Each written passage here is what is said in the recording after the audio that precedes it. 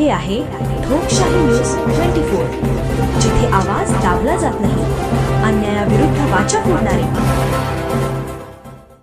रयत शिक्षण संस्थेचे पद्मश्री डॉक्टर विठ्ठलराव विखे पाटील विद्यालय लोणी येथे 77वा भारतीय प्रजासत्ताक दिन उत्साहात साजरा करण्यात आला.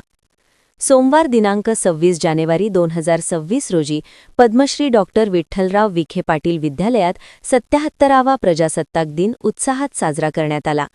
कार्यक्रमाचे ध्वजारोहण माननीय डॉक्टर श्री एकनाथराव पाटील गोंदकर, माजी विश्वस्थ शिर्डी संस्थान, स्कूल कमिटी सदस्य श्री बाळासाहेब केरुनाथ विखे पाटील व श्री जनार्दन चंद्रभान घोगरे पाटील, सरपंच लोणी खुर्द, कृषीभूषण सौ प्रभावतीताई घोगरे, महाराष्ट्र प्रदेश काँग्रेस सरचिटणीस यांच्या हस्ते करण्यात आले.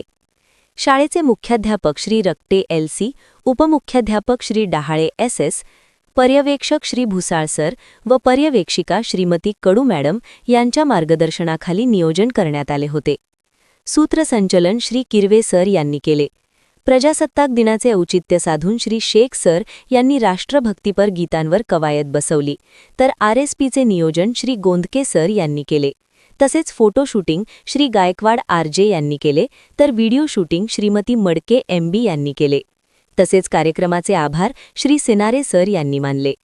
ठोकशाही न्यूज 24 साठी विशेष प्रतिनिधी असलम शेख, लोणी.